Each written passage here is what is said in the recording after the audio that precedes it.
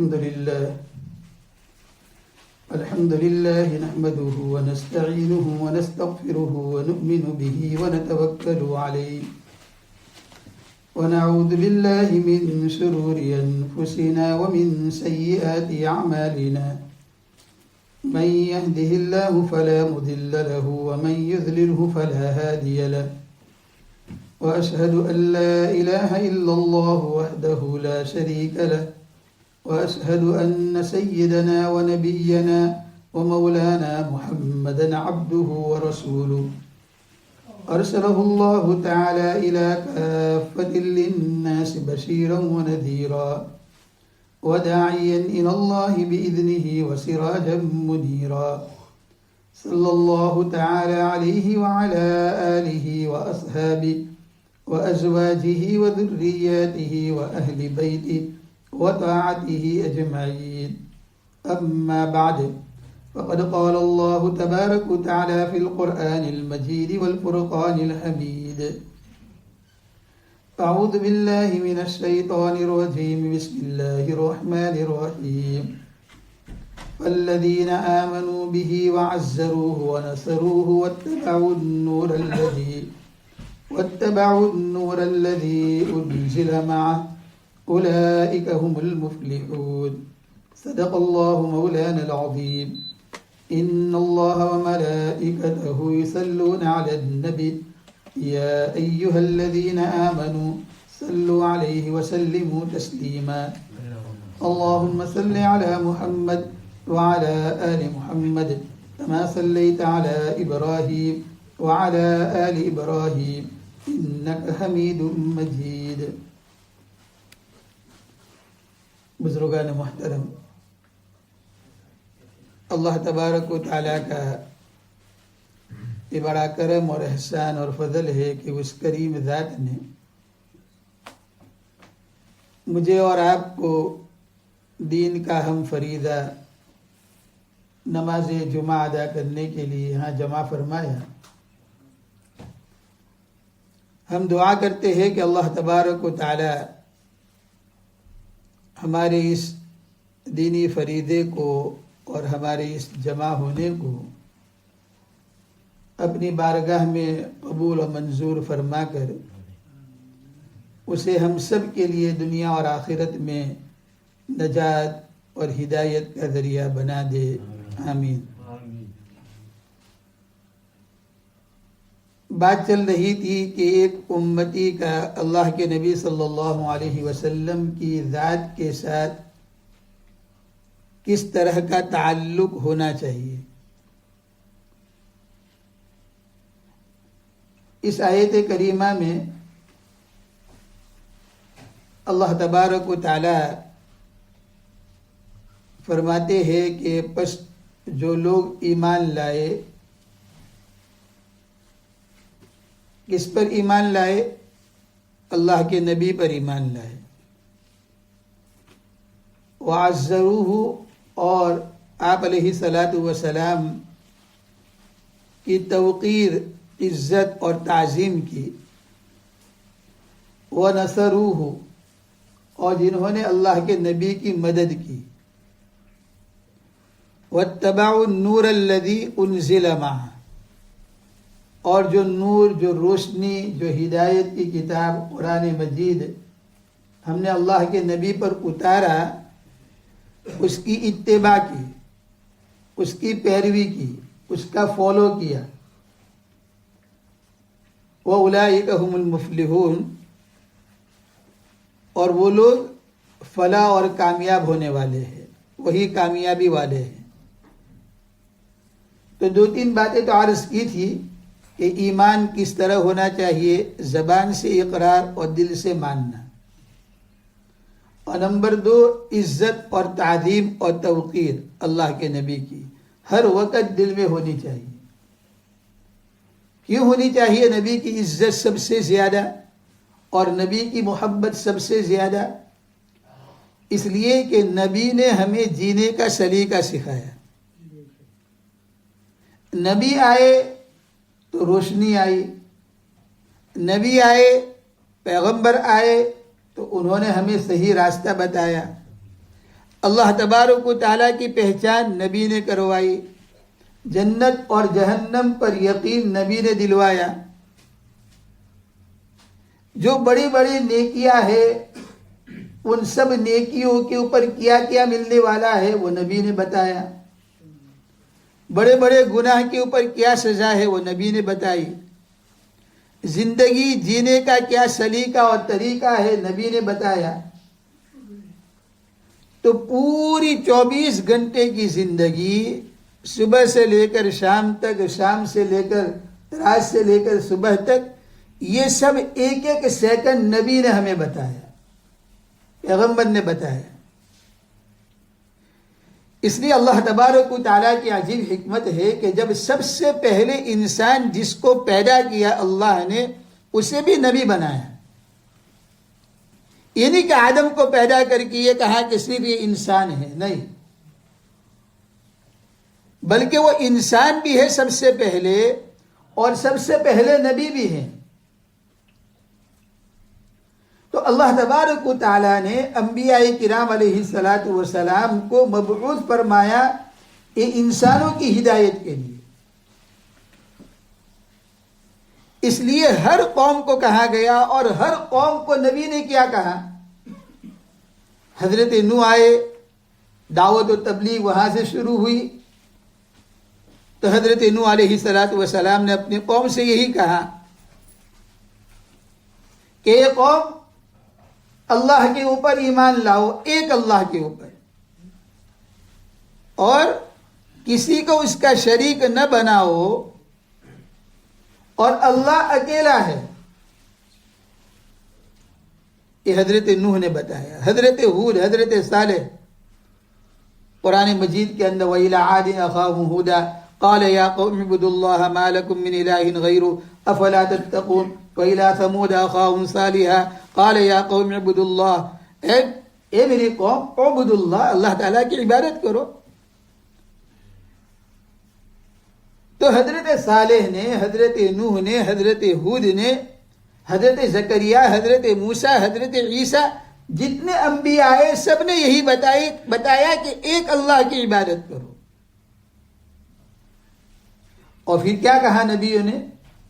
یا قوم لا اسألکم علیہ اجرا ان اجری الا علی اللہ رب العالمین۔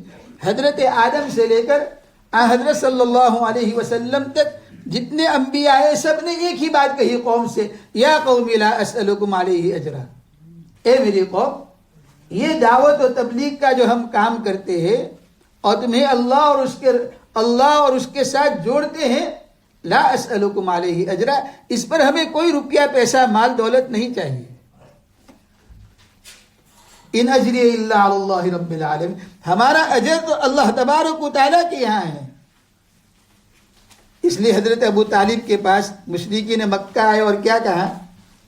اے ابو طالب، تم ہمارے معزز سردار ہو اور قریش کے اچھے قبیلے میں ہیں، اور تمہارا اچھا گھرانہ ہے، تمہاری عزت ہے تمہارے باپ دادا کی، ہم تمہارا احترام کرتے ہیں، لیکن تمہارا بھتیجا محمد یہ ہم کو جو ہے ہمارے بتوں سے اور ہمارے باپ دادا کے دھرم سے توڑ کر ایک نئے دین کی دعوت دیتے ہیں، ان سے کہو۔ کیا کہو؟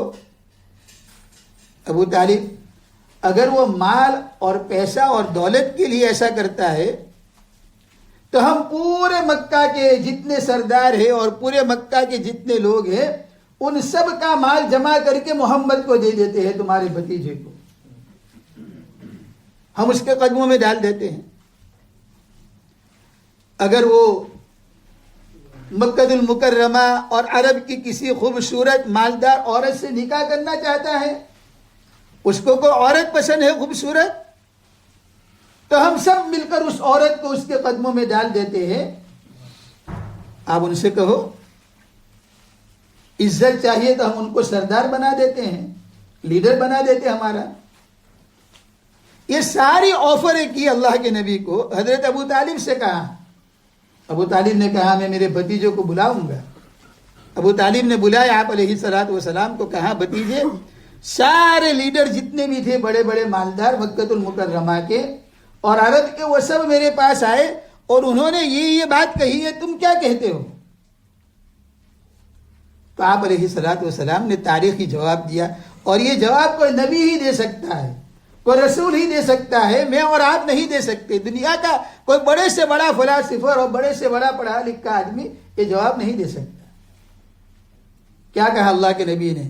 اے میرے چچا، ان سب سے کہہ دو کہ اگر وہ سورج توڑ کر آسمان سے میرے سیدھے ہاتھ میں اور چاند توڑ کر میرے داہنے ہاتھ میں رکھ دے، بائیں ہاتھ میں، تب بھی جو ہے میں اس کام سے پیچھے نہیں ہٹوں گا، نہیں ہٹوں گا۔ یہ کیا ہے؟ اللہ کے نبی کو معلوم تھا کہ کوئی آدمی ایسا نہیں کر سکتا ہے۔ مطلب یہ ہے کہ میرا ارادہ یہ چاند اور سورج اور پہاڑوں سے زیادہ مضبوط ہے۔ اللہ نے جس کے لیے مجھے بھیجا ہے میں اس کو کر کے رہوں گا۔ ساری ٹھوکر، ساری آفریں جو ہے ایک طرف۔ حضرت ابو طالب آپ علیہ الصلوۃ والسلام کے جواب کو سن کر مورخین اور ہسٹری لکھنے والوں نے بہت سارے نکات لکھے، لیکن اس کا وقت نہیں ہے۔ تو اللہ کے نبی صلی اللہ علیہ وسلم پر ایمان لانا، اور پھر دوسرے نمبر کے اوپر وعزروہ، اللہ کے نبی کی تعظیم اور تکریم کرنا۔ کیوں؟ اس لیے کہ نبی اور پیغمبر سے ہمیں راستہ ملا۔ نبی اور پیغمبر نہیں آتے تو نہ جنت کا معلوم ہوتا ہمیں، نہ دوزخ کا معلوم ہوتا، نہ اللہ تبارک و تعالیٰ کی ذات کا ہمیں علم ہوتا۔ لہذا نہ فرشتوں کا علم ہوتا، نہ کتابوں کا علم ہوتا۔ تو اس لیے نبی کی تعظیم اور تکریم سب سے مقدم، اور نبی کی محبت بھی سب سے زیادہ۔ اس لیے اللہ کے نبی نے کیا فرمایا؟ لا يؤمن احدكم حتى اكون احب اليه من والده وولده والناس اجمعين۔ تم میں سے کوئی آدمی ہرگز مومن نہیں ہو سکتا جب تک کہ اس کے دل میں میری محبت، اس سے کیا کہا؟ بولو نہیں کیا کہا؟ اولاد، مال۔ ہاں، تمہاری اولاد، تمہارے پہلے والدین، تمہارے ماں باپ۔ اب تو زمانہ ایسا آ گیا کہ اولاد کو ماں باپ سے محبت ہی نہیں ہے۔ لیکن حدیث میں تو اللہ کے نبی نے پہلے کہا کہ تمہارے ماں باپ سے زیادہ، وہ ولدی، اور تمہاری اولاد، تمہارے بیٹے سے زیادہ۔ آدمی کو اپنے بیٹے سے زیادہ محبت ہوتی ہے لڑکی کے بنسبت، اس لیے کہ باپ سمجھتا ہے کہ یہ میرا سہارا ہے۔ لیکن جب بیٹوں کے کارستان ماں باپ کے سامنے آتے ہیں تو ماں باپ کہتے ہیں اللہ ایسی اولاد نہ ہو تو اچھا ہے۔ بہت لوگ کہتے ہیں، ماں باپ روتے ہیں اور کہتے ہیں مولانا اس سے بہتر ہوتا کہ اولاد نہ ہو۔ اس لیے قرآن نے کہا انما اولادکم واولادکم فتنہ، اموال اور مال اور اولاد دونوں فتنہ ہے، دونوں آزمائش ہے تمہارے لیے۔ یوم لا ينفع مال ولا بنون، قیامت کے دن نہ تمہارا مال تمہیں نفع دے گا اور نہ بنون، نہ اولاد۔ اگر کوئی آدمی سمجھتا ہے کہ میرے 10 بیٹے ہو اور 10 بیٹیاں ہیں تو میں سب سے زیادہ کامیاب، اللہ کہتے ہیں نہیں،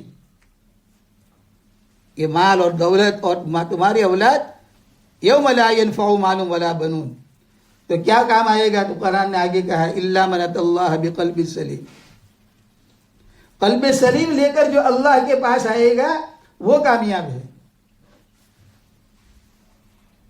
اس لیے کسی اللہ والے نے کہا کہ اگر اولاد نعمت ہے تو اولاد نہ ہونا رحمت ہے۔ ہم تو جو ہے بہت ساری تعویذ کرواتے ہیں، دعا کرواتے ہیں، ہم جو ہے علاج کرواتے ہیں، ہم کہاں کہاں جاتے ہیں، لیکن اللہ والے کہتے ہیں حکیم الامت رحمت اللہ علیہ کے نسخوں سے ہزاروں آدمیوں کا اولادیں ہوئی۔ آدمی بیشتی زیور کے اندر ان کے نسخے پڑے ہیں، ان کی تعویذات اور ان کی دعائیں پڑی ہیں، لیکن حضرت کو کوئی اولاد ہی نہیں ہوئی، اور حضرت نے ایک سے زیادہ شادیاں کی۔ تو رحمت کس معنی میں؟ اس لیے کہ ماں باپ کی بدنامی زیادہ اولاد سے ہوتی ہے۔ بیٹا برا کام کرتا ہے تو کیا کہتے ہیں لوگ؟ اپیلانو پوئرو چھے نے جونی، اس کا جو ہے لڑکا ہے دیکھ اور کبھی ہم کہتے ہیں نا کہ مولوی کے گھر میں شیطان پیدا ہوتا ہے کبھی، اور کبھی ایسا بھی ہوتا ہے کہ شیطان کے ہاں کوئی جو ہے نیک اور عالم پیدا ہو جاتا ہے. تو خیر بات دوسری طرف نکل گئی. اللہ کے نبی فرماتے ہیں تم میں سے کوئی آدمی مومن نہیں ہو سکتا اس وقت تک جب تک کہ اس کے دل میں میری محبت میں والدی و ولدی، اور اس پر بس نہیں کیا اللہ کے نبی نے کیا کہا، والناس اجمعین، دنیا میں جتنے لوگ مرد و عورتیں جتنی ہیں، جتنے بھی جو ہے کائنات کی جتنی چیزیں ہیں، ان سب سے زیادہ تمہارے دل میں اگر میری محبت نہیں ہے تو لا یؤمن احدکم، تم مومن نہیں ہو، ہرگز مومن نہیں ہو. لا یؤمن، تم مومن نہیں ہو. اس لیے قرآن نے کہا فالذین آمنوا بہ وعزروہ ونصروہ، عزت اور تعظیم نبی کی پہلے، نبی کی عزت اور تعظیم سب سے پہلے مقدم، ماں باپ سے بھی زیادہ نبی کی عزت اور تعظیم. اس لیے مسئلہ ہے فقہا کا، شریعت کا، کہ ماں باپ اگر برے کام کے لیے اولاد کو کہے چوری کر، اولاد نہ کہہ دے گی، گناہ نہیں ہوگا. ماں باپ کہے کہ فراڈ کر، نہیں، اولاد نہیں مانے گی. کوئی بھی گناہ کا اور برا کام جو شریعت کے خلاف ہو، ماں باپ کہے تو ماں باپ کی اطاعت نہیں کی جائے گی، اس میں اللہ کے نبی کی شریعت اور اللہ کے نبی کی بات کو مانا جائے گا. تو وعزروہ، تو ایمان سب سے پہلے نبی کے اوپر، کامل ایمان، پکا ایمان، کہ زبان سے اقرار کہ ہاں محمد اللہ کے رسول ہے، اور دل سے اس کی تصدیق کہ دل سے ماننا. اب اگر کوئی آدمی دل سے اللہ کے نبی کو نبی مان لے، پکا مان لے، اور اس کے دل میں نبی کی عزت اور تعظیم ہو جائے تو خود بخود محبت نبی کی آ جاتی ہے دل میں. لیکن ہم سب اپنا جائزہ لیں، میں اپنا جائزہ لیتا ہوں. مصیبت یہ ہے کہ ہمارا ایمان بھی کامل نہیں ہے نبی کے اوپر، اور ہمارے دل میں نبی کی عزت اور تعظیم بھی نہیں ہے، اس لیے محبت بھی نہیں ہے. بیوی سے محبت ہے، گرل فرینڈ سے محبت ہے، اولاد سے محبت ہے، ماں باپ سے محبت ہے، دوستوں سے محبت ہے. اس لیے سارے ہمارے کام شریعت، دین، نبی کے طریقے سے ہٹ کر ہوتا ہے، لیکن کوئی پرواہ نہیں ہوتی ہے، کوئی پرواہ نہیں ہوتی. ہماری پیشانی پہ بل بھی نہیں پڑتا ہے، ہمیں افسوس بھی نہیں ہوتا ہے، ہمیں احساس بھی نہیں ہوتا ہے. داڑھی کاٹنے والا داڑھی کاٹتا ہے، احساس نہیں ہے. داڑھی مونڈنے والا داڑھی مونڈتا ہے، احساس نہیں ہے. کیوں؟ اس لیے کہ نبی سے محبت نہیں ہے، نبی کی تقریم و تعظیم نہیں ہے دل میں. تو میرے بھائیو، قرآن مجید کی اس آیت کو ذہن میں بٹھانا ہے. فالذین آمنوا بہ وعزروہ ونصروہ واتبعوا النور الذی انزل معہ، اور آگے قرآن نے کہہ دیا اولئک ھم المفلحون، وہی لوگ کامیاب ہوں گے اور کوئی کامیاب نہیں ہوں گے. بلکہ حضرات علماء متقدمین نے سخت بات لکھی ہے یہاں پر، وہ فرماتے ہیں اس کے طریقے کے علاوہ جو طریقہ ہوگا وہ سارے طریقے مردود ہے، اور وہ سارے طریقے جو اختیار کرے گا وہ جہنم میں جائے گا. اللہ کے نبی کے طریقے سے ہٹ کر کوئی طریقہ آئے گا، وہ اس طریقے کو، اس لیے کہا نا من تشبہ بقوم فہو، اگر تم کسی قوم کے ساتھ جو ہے تمہارا موازنہ کرو گے اور تم اس کی نقل اور کاپی کرو گے تو تم اس کے ساتھ ہو جائیں گے کسی بھی معاملے میں. اس لیے بہت ڈرنے کی بھی ضرورت ہے، اور بہت زیادہ جو ہے اس آیت کو ذہن میں رکھنے کی بھی ضرورت ہے، اور اس کو بار بار سن کر ہمیں اپنی زندگی کا جائزہ لینے کی بھی ضرورت ہے. تو سب کریں گے انشاءاللہ. تو داڑھی نہ رکھنے والی نیت کرے کہ ہم داڑھی رکھیں گے، سب کرو نیت انشاءاللہ، اور ایک مشت داڑھی رکھیں گے. اور جو داڑھی مونڈتے ہیں وہ نیت کرو کہ ہم پہلے تھوڑی تھوڑی رکھیں گے، آدھی آدھی، پھر اس کے بعد جو ہے پوری رکھیں گے. سب کرتے ہیں اللہ تعالیٰ مجھے بھی عمل کی توفیق عطا فرمائے، آپ سب کو بھی توفیق عطا فرمائے، اور اللہ تبارک و تعالیٰ جو ہے اللہ کے نبی کی محبت عطا فرمائے، اللہ کے نبی کی توقیر و تعظیم عطا فرمائے، اور اللہ کے نبی پر ہمیں کامل ایمان نصیب فرمائے۔ آمین وآخر دعوانا ان الحمد للہ رب العالمین۔